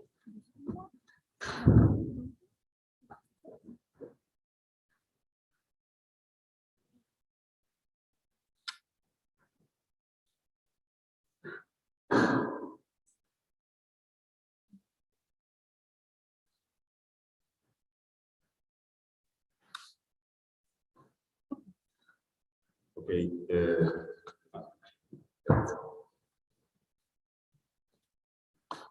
buonasera a tutti, sono responsabile, molti di voi sapranno, del water management di Electric Power. Visto che parleremo un po' degli impianti, vi inquadro un po' tutti i nostri impianti. Questi sono impianti, noi abbiamo circa 73 centrali idroelettriche in Veneto, con una potenza installata di 981 MW e una produzione da fonte rinnovabile di quasi 3,5 TWh. Le opere di presa e le dighe che saranno interessate dal rilascio del flusso ecologico sono tutti 120 opere. Tutti appartengono nello stesso distretto. Faccio un passo indietro, ne abbiamo parlato tutti. Da dove nasce tutto? Nasce tutta la direttiva 4 acque, che aveva come obiettivo di prevenire il deterioramento qualitativo e quantitativo e migliorare lo stato delle acque. Fino al 152.06 per il concetto del rilascio delle nuove derivazioni non si è fatto nulla. Il primo che interviene il 152.06 dove dice che un provvedimento concessorio viene rilasciato se non pregiudica il mantenimento o il raggiungimento degli obiettivi di qualità. Da quella data lì in qualche regione del grado non c'è stata molta omogeneità. Sono partiti gli incentivi per le rinnovabili, sono partiti migliaia di domande di nuove piccole derivazioni idroelettriche. L'Unione Europea ha avviato 2 procedure di infrazione. Le 2 procedure di infrazione sono succedute, una sul tagliamento e una sul chiave. Sono le 2 cause, i 2 casi EU-Pilot. A questo punto il Ministero dell'Ambiente interviene verso i distretti idrografici e dice di emanare delle direttive per sanare e chiudere queste 2 procedure di infrazione verso l'Europa. Ok, allora cosa passa fra DMV e flusso ecologico? Sul Piave c'era questa formula abbastanza complessa. Questa formula viene completamente dimenticata. Ricordo che la formula del DMV sul Piave è una delle poche che aveva 4 stagionalità riportate, quindi andava a descrivere anche un po' le portate durante l'anno, e si passa a una formula per un prodotto dove il termine più importante è il K, è il fattore di protezione, che va a dare una certa percentuale della portata naturale in funzione della superficie sottesa dall'opera di presa. Al tavolo partecipativo c'era, ha rappresentato l'impatto che questa direttiva avrebbe avuto se fosse applicata anche alle direttive esistenti. Siamo stati ascoltati in parte, nel senso che la direttiva consentiva di effettuare da parte dei vari gestori della sperimentazione, altrimenti quella formula doveva venire a essere applicata così com'era dal 1° gennaio dell'anno prossimo. Ma quali sono i nostri piani esistenti? Beh, sono quelli che sono tutti descritti sul mosaico della centrale di Solerno all'interno. Allora, sono stati pensati oltre 50 anni fa per portare energia al polo industriale di Marghera e immagazzinare acqua per uso idrico. Questo era il loro concetto iniziale. Negli anni la situazione dell'asta del Piave si è molto complicata, sono intervenute vincoli ambientali, per esempio il rilascio del Perù, vincoli tecnici, cambiare del modo di fare l'energia o della richiesta di intervenire degli impianti idroelettrici per sopperire alla rete. e sono intervenuti anche tipo vincoli di protezione come la laminazione. Allora, cosa abbiamo fatto? In attesa che il distretto emanasse le linee guida per fare la sperimentazione, abbiamo schematizzato il sistema del piave. Avevamo a riferimento 11 anni di dati validati, abbiamo impostato ai vari nodi il rispetto del rilascio, il rispetto dei livelli posti nei serbatoi per la laminazione a settembre-ottobre e comunque anche il rispetto dei minimi livelli di volume residuo e il rispetto dei vincoli di prelievo. E siamo andati a vedere cosa succede in questi 11 anni di modellazione. Che indicatori abbiamo guardato? L'uso irriguo in termini di volume di deficit irriguo negli 11 anni calcolato, l'uso irriguo in termini di anni deficitari negli 11 anni di simulazione, la fluidità turistica, banalmente il livello della quota dei laghi in estate, ovviamente l'energia persa da noi e conseguentemente anche la riduzione del canone in termini di costi. Quali scenari abbiamo guardato? Beh, ovviamente l'attuale oggi è l'applicazione del rigoroso LPE, quindi K015, assumendo tutti gli altri coefficienti come da indicazioni della direttiva. Uno scenario meno rigoroso ponendo un K pari al 10% della portata naturale e poi anche la situazione che c'era prima del 2000. Questi risultati. Vediamo che con l'applicazione rigorosa del per uso irriguo avremo 11 anni deficitari su 11. Priorità turistica 0 anni. Energia persa 930 gigawattora. Riduzione canoni 9,3 milioni di euro. Con un'applicazione meno rigorosa le cose non sono tanto meno drammatiche. Ma cosa sono 930 gigawattora? Sono esattamente il consumo delle famiglie delle province di Treviso e Belluno messi insieme. Oppure 1000 nuove centraline idroelettriche.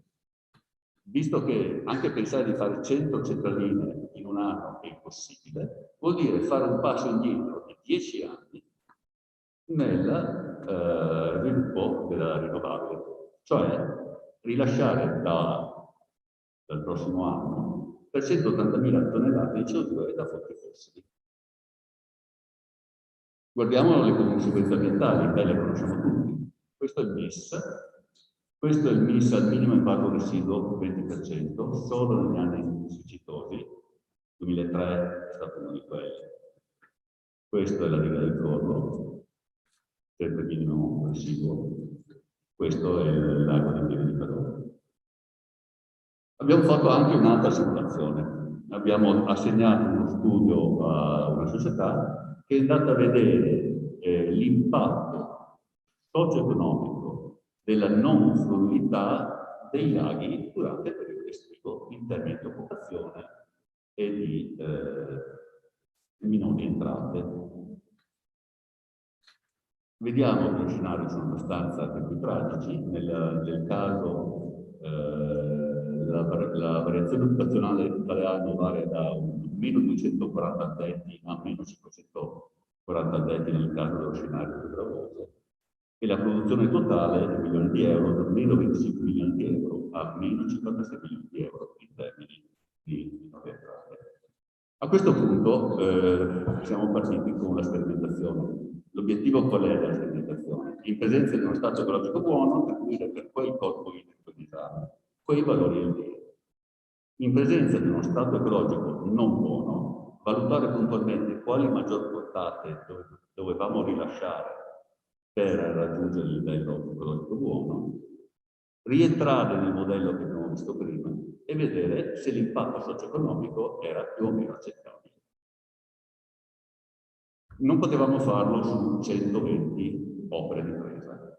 Abbiamo preso i nodi cruciali delle grandi derivazioni e abbiamo preso anche campionato 3 gruppi di prese minori in modo da rappresentare tutte le casistiche riportate nelle linee guida dell'autorità di distretto, quindi con bacini sotto 10 km quadrati, fra 10 e 50 km quadrati e fra 50 e 150 km quadrati. La valutazione esatta di dove fare le sperimentazioni è stata effettuata unicamente ad ARPA.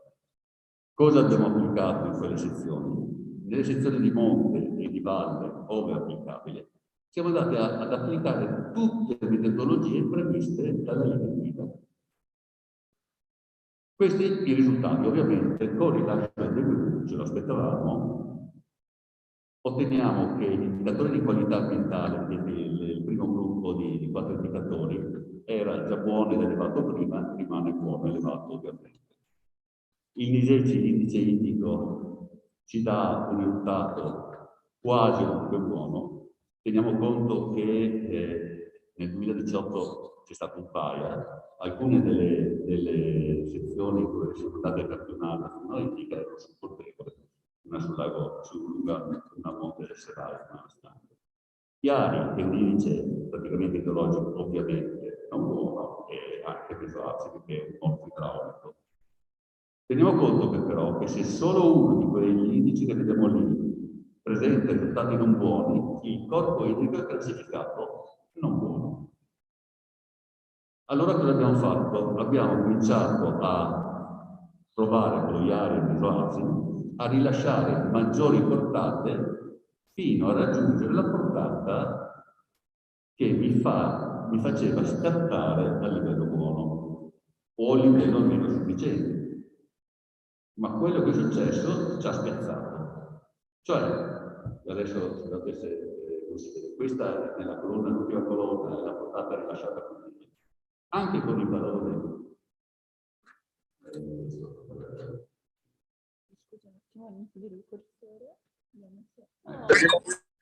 Allora, anche col DE non cambia niente. Questo ci spiazza, perché cosa vuol dire? Se non avessi fatto la sperimentazione, io avrei potuto rilasciare quelle portate.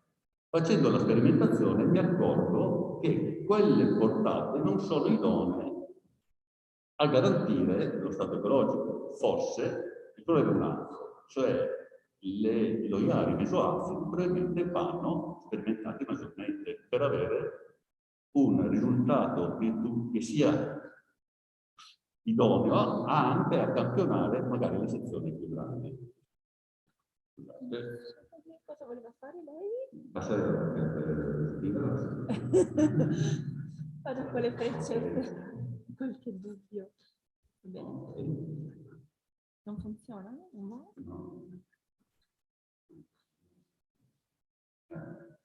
Conclusioni. Quindi, le simulazioni mostrano situazioni critiche con rilevanti impatti socio-economici, scusate, anche con rilascio minore di peso. La sperimentazione evidenzia il non raggiungimento dell'obiettivo di stato ecologico buono, nemmeno lasciato dire. Nonostante tutti gli indicatori ambientali e sulla fauna idrica restituiscono generalmente valori da buono ed elevato. Gli ari e mesoacidi vanno puntualmente rivisti nel valore di soglia, oppure attraverso la necessaria sperimentazione in campo. Tutto questo è stato rappresentato all'autorità di bacino, unitamente agli studi, unitamente ai risultati della sperimentazione effettuata nei termini in cui era messa in otto dell'osservazione del piano.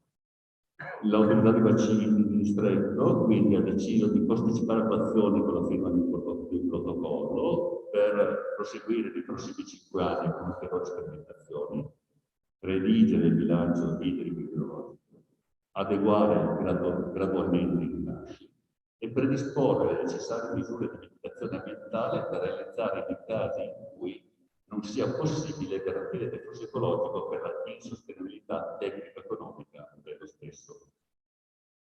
Ma non è finita qui, l'ultima pillola, c'è anche la direttiva di derivazione, erano 2 direttive che abbiamo visto. Nel 2029, come sappiamo, tutte le derivazioni dell'ENEL potranno scadere. Se non si interviene a modificare le direttive di derivazioni, il 60% dei nostri impianti non è a rinnovo, non ha rinnovo. Grazie.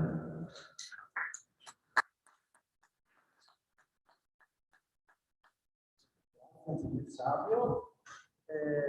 Forse riusciamo anche ad avere un breve intervento da Marco Bussone, presidente di UNCEM, che prima non era riuscito a connettersi.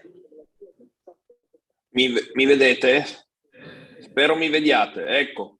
Buonasera. Io buonasera, vi chiedo scusa, ma sono nel corso dei lavori dell'Assemblea Nazionale, vi chiedo scusa, ma ci tenevo molto. Saluto tutti i colleghi amministratori, sindaci, il BIM, naturalmente saluto e ringrazio di Federbim. Il lavoro che si deve fare insieme su questi temi è prezioso. Credo che abbiamo la necessità di lavorare insieme su questo fronte in maniera efficace.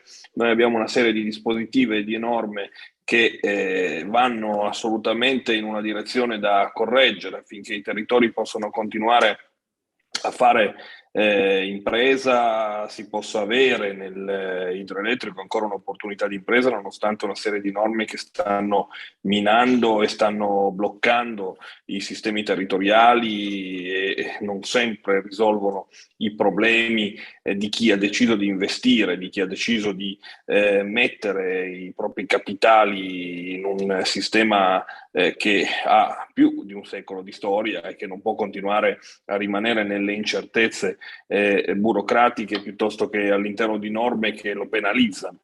Allora io credo che anche sul deflusso, con una pianificazione più efficace da parte delle regioni, occorre intervenire in maniera più saggia, più a prova di futuro.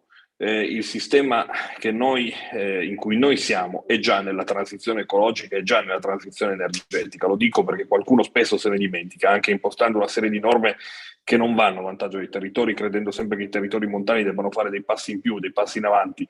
Noi invece abbiamo bisogno di riconoscerci, far riconoscere dal legislatore regionale e nazionale quello che noi già abbiamo fatto, e qualsiasi norma che dovrà essere aggiunta, qualsiasi dispositivo che si aggiungerà non può mettere in crisi quella capacità di traguardare il futuro che già abbiamo, valorizzando i beni collettivi, i beni pubblici che noi abbiamo saputo valorizzare con una rete di gestione e valorizzazione economica e energetica da un secolo. Io credo che su questi fronti, su questi temi, noi abbiamo bisogno di un lavoro maggiore insieme alle regioni, gli enti locali, i BIM e tutti i soggetti istituzionali che lavorano per mettere insieme opportunità di crescita. Credo che quella vostra area, il bellunese, e quel particolare distretto che è economico, che si regge su economie avanzate, distretti che in altre parti d'Italia non esistono più, abbia necessità di guardare iniziative come quella di oggi come strumento di lavoro e punto avanzato di un ragionamento, che non dice mettiamo in crisi i sistemi ambientali, ma anzi li valorizza e ricostruisce opportunità per le comunità che vivono e resistono sui territori, attirando anche nuove persone che vogliono viverci. Dunque la valorizzazione dei beni naturali e i dispositivi che lo prevedono sappiano, un augurio in politica non si fanno, ma lavoriamo affinché sappiano crescere, essere capaci di raccogliere quello che gli operatori, in particolare gli imprenditori riuniti in Federbim e non solo, mettono a disposizione. Grazie per questo vostro lavoro. Io confermo tutta la disponibilità di UNCEM con il presidente Ennio Vigni di UNCEM Veneto, con tutti gli amministratori, con i BIM, con Federbim, per evitare norme inopportune piuttosto che guidare un percorso nel quale l'idroelettrico sia ancora fonte principale, come lo è sempre stata, per la transizione ecologica ed energetica del Paese nel quadro della crisi climatica che sapremo affrontare, non ho dubbi.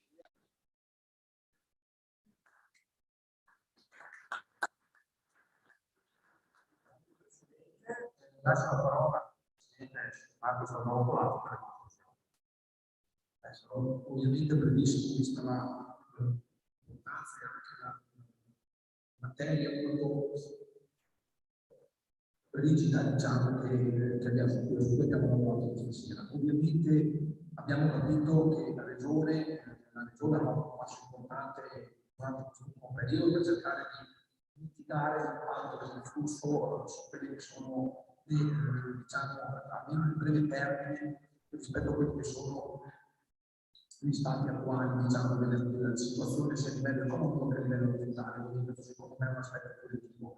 Ovviamente abbiamo sentito posizioni diverse e abbiamo analizzato ovviamente condizioni diverse da quelle sono Paolo, che ha analizzato una criticità evidentemente legata appunto alla carenza di acqua nelle falde sotterranee in particolare, quindi alla necessità di avere comunque una adeguata portata all'interno dei corsi d'acqua, dall'altra parte ovviamente una gradualità che deve essere garantita per consentire a chi oggi diciamo, vive e garantisce la produzione di energia idroelettrica, ad esempio da fonte rinnovabile, che questa cosa è fatta in maniera graduale nell'arco di poche settimane, quindi ci auguriamo che questi nuovi atti di sperimentazione vengano gestiti entrambi diciamo, gli aspetti sia quelli economici che quelli ambientali, che questo trovi per una mediazione corretta.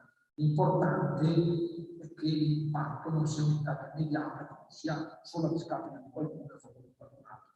Credo che questo sia un messaggio che va bene e ci auguriamo che questo possa essere fatto. Quello del lavoro tra chi opera e chi deve essere il controllore, sia invece un lavoro molto impegnativo, evidentemente perché di fronte a interessi diversi, ma di fatto secondo me poi porta dei risultati. Quindi grazie per la serata, mi auguro che sia stata una serata interessante che abbia aperto anche insomma, le prospettive dei sindaci presenti per quello che potrà essere il prossimo futuro del consorzio, i comuni con le loro aspettative. Insomma. Grazie a tutti, buona serata.